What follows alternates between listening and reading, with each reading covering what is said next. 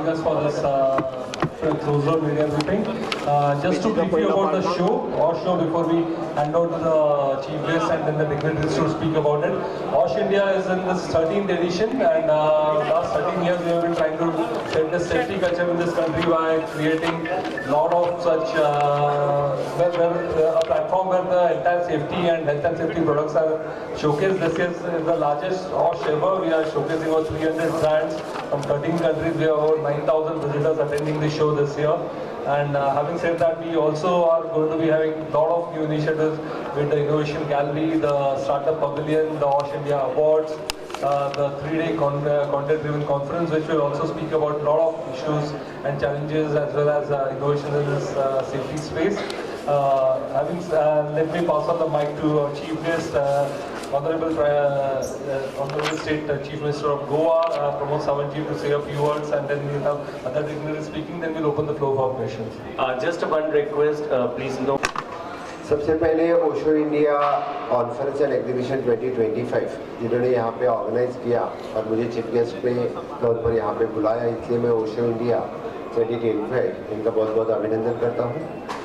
Related to the industrial safety equipments,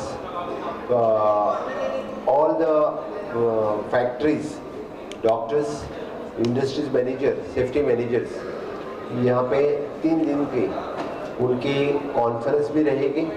मुझे लगता है कि it is one of the biggest conference और एग्जीबिशंस यहाँ पे उन्होंने आयोजन करके महाराष्ट्र, गोवा एंड गुजरात इन तीनों स्टेट से सभी सेफ्टी ऑफिसर्स यहाँ पे बुला के इनके लिए यह कॉन्फ्रेंस आयोजन करना भी बहुत बड़ी बात है.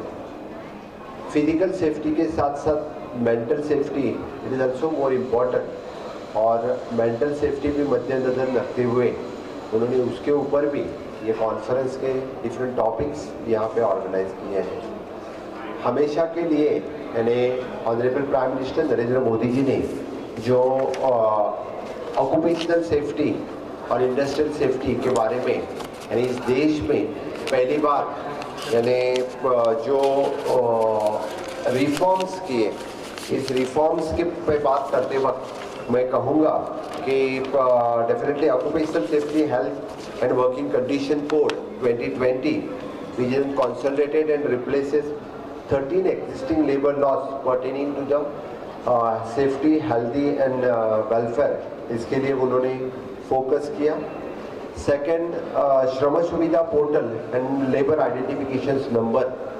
पहले जितने सारे कंपनीज रहते थे उनके लिए श्रम सुविधा पोर्टल, सिंगल पोर्टल पे लेबर आइडेंटिफिकेशन नंबर देना which is compulsory for each and every industrial unit, ये उन्होंने माननीय प्रधानमंत्री के टेन्योर में किया. श्रमिक जयंती स्कीम जो 2014 में लॉन्च किया, पंडित दीनदयाल उपाध्याय श्रमिक जयंती, श्रम सुविधा और श्रम विज्ञान और uniform account scheme for the provident funds. ये तो बहुत बड़ी अचीवमेंट यानी वर्कर्स लोगों के लिए है. प्रधानमंत्री सुरक्षा बीमा योजना जो पुअर और वर्कर के लिए जो इंश्योरेंस रहना चाहिए था, इससे पहले यानी ये इंश्योरेंस वर्कर सेक्टर में कभी नहीं था. 2014 के बाद ही वही इंट्रोड्यूस करके सामान्य लेबर को बहुत बड़ा रिलीफ देने का काम गवर्नमेंट ऑफ इंडिया ने किया. And financial support and maternity for the gender sensitivity measures. पहली बार इस देश में प्राइवेट सेक्टर में 6 months मैटरनिटी लीव देने का काम और compulsory for all the factories act में करने का काम इसी सरकार ने किया. तो जिस दिन जेंडर इक्वलिटी की बात कभी हो गई तो इस माननीय प्रधानमंत्री मोदी जी के टेन्योर में ये काम हुआ है. Even though the Atal pension योजना which started again for the workers below 40 years the workers हैं, उनके लिए द कंपल्सरी अटल पेंशन योजना एट द फैक्ट्रीज लेवल पे उन्होंने इम्प्लीमेंट किया.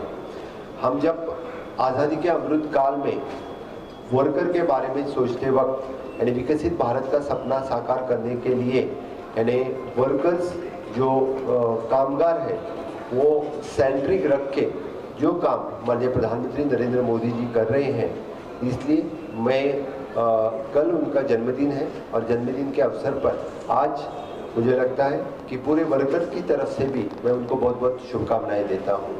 विकसित भारत 2047 का सपना साकार करते वक्त हम infrastructure development, human resource development कर रहे हैं, फिर भी the worker safety, people safety ये ज़्यादा इम्पोर्टेंट था और उसी पे काम करते वक्त आज आपने सभी रिफॉर्म्स देखे तो मैक्सिमम रिफॉर्म्स और द न्यू लॉज आपको पीपल सेंट्रिक, वर्कर सेंट्रिक को हमेशा के लिए दिखेंगे।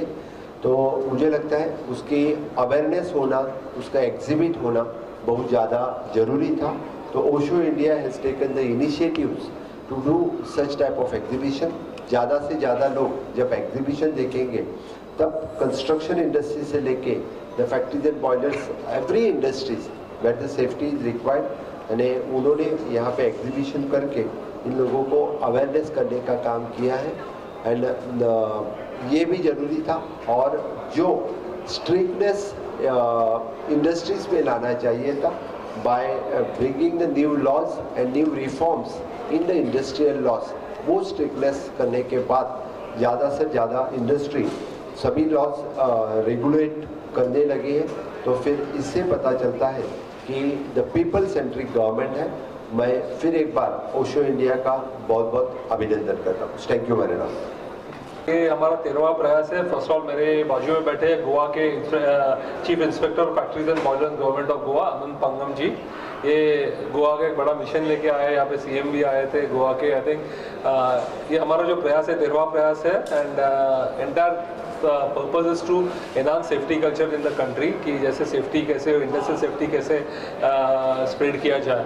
दर बदर ये एक बहुत इंपॉर्टेंट टॉपिक हो रहा है, जैसे इंडिया $5 बिलियन इकोनॉमी हो रही है, उसके लिए इंडस्ट्रियल सेफ्टी एक बहुत इंपॉर्टेंट रोल प्ले करता है। और ये इंडस्ट्री जो अभी $2.7 बिलियन की इंडस्ट्री है, ये डबल होने वाली है, अराउंड $5 बिलियन तक जा रही है बाय 2033। एक उसमें एक ऑश इंडिया का एक बहुत इंपॉर्टेंट योगदान रहा है, जो इंडस्ट्री को एक ऐसा बड़ा शोकेस हम लोग देते हैं जहाँ पे सारे देश विदेश से जो सेफ्टी रिलेटेड प्रोडक्ट्स है, PPE प्रोडक्ट्स है, टेक्नोलॉजीज़ है, उनके सर्विस प्रोडक्ट्स है, वो सारे एक प्लेटफॉर्म में मिले, प्रोडक्ट से डिस्प्ले हो। हम लोग स्टार्टअप्स के लिए अलग अलग रोल दे रहे हैं। इन एडिशन टू दैट हम लोग यहाँ पे अवार्ड्स करते हैं, हम यहाँ पे इनोवेशन जोन किया हुआ है।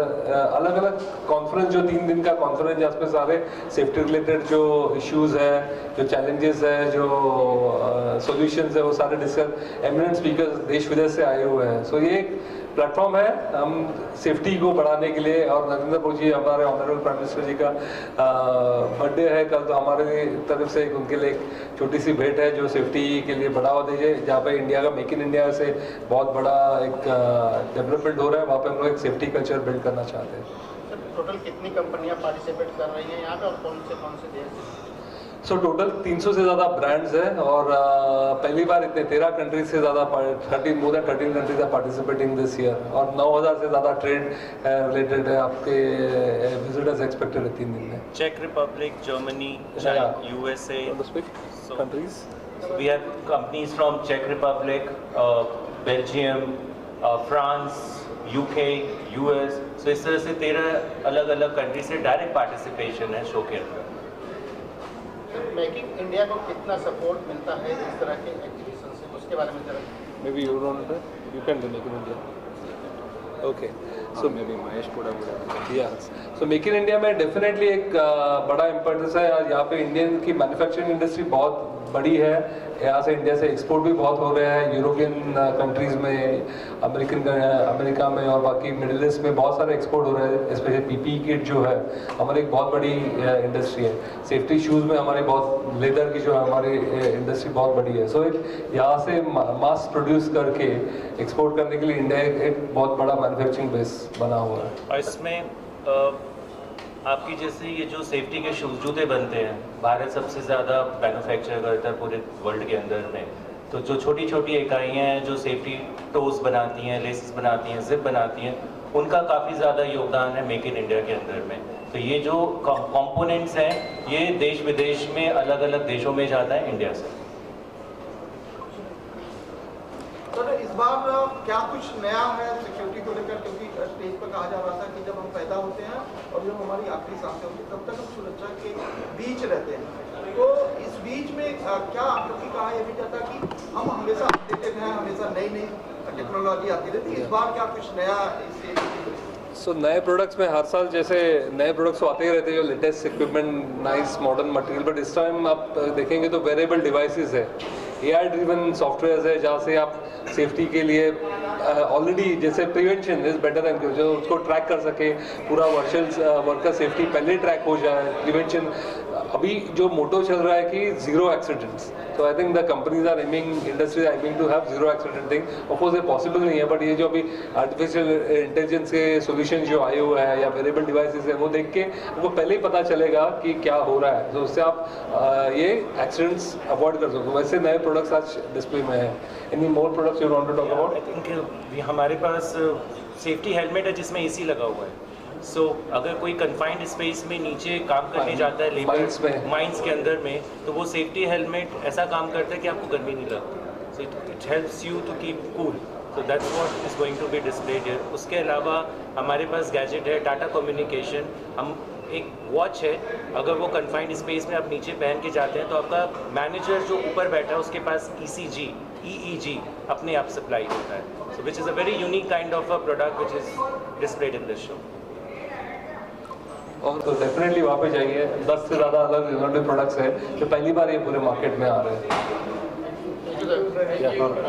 एज अ रेगुलेटर हमारा जो डिपार्टमेंट का फंक्शन है is more of like ensuring that industries comply with the legal requirement. ठीक है, so for us also it is like a learning or a platform to see क्या technological क्या advancement हो रहे हैं in the industrial safety and health, so that as and when we go for inspections or to ensure the legal compliances, हम लोग भी industry को we can issue them directives कि आपको ये इम्प्लीमेंट करना है, as he likely suggested confined space में जो कोई लेटेस्ट टेक्नोलॉजी आ रही है। ऑल दिस वाइल अभी कन्फाइंड स्पेस में किसी को काम करना है, ट्रेडिशनल मेथड वाज दैट कि कोई एक बंदा बाहर रोप को बांध के खड़ा रह सके और टाइम टू टाइम बेसिस पे उसको इंश्योर करना है कि बाबा ही is fine and working inside. ठीक है, अभी with this latest advancements we can also direct those industries के आपको ये गैजेट्स आप एडॉप्ट करे करके। सर आजकल इंफ्रास्ट्रक्चर का डेवलपमेंट बहुत ज़्यादा हो रहा है, लेकिन काफ़ी लोग ऐसे हैं जो सिक्योरिटी मेजर का ख्याल नहीं रखते, इनके लिए क्या message?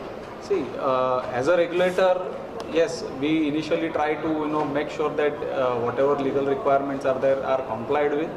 If not, then yes, we have legal course of action in place to make sure that they comply with. जैसे कि अभी इनिशियली लीगल एक्शन लेना है, नहीं तो वर्स कम वर्स सिचुएशन में we also can take a legal action in terms of stopping the work, stopping the industry, and those sort of actions we have been taking in the past as well. Before that, I think shows like OSH जो हमारा show है वो एक बहुत role play करता है जो awareness बढ़ा सके। यहाँ पे जो लर्निंग है, यहाँ पे जो सेमिनार्स हो रहे हैं, वर्कशॉप्स हो रहे हैं, इंडस्ट्रियल स्पीकर्स आ रहे हैं, वो एक अवेयरनेस बढ़ाते हैं। प्लस हमने ये साल OSH इंडिया हमने एक रीड इंडिया के साथ टाइप किया हुआ है, जो एक बड़ा NGO है जो ग्रासरूट लेवल पे काम करते हैं, उनके लाइब्रेरीज है, बच्चों में एजुकेशन स्प्रेड कर रहे हैं, उनके साथ टाइप करके हम लोग ये सेफ्टी अवेयरनेस कर रहे हैं at grassroot level across 15 states and we have impacted over 5 million kids.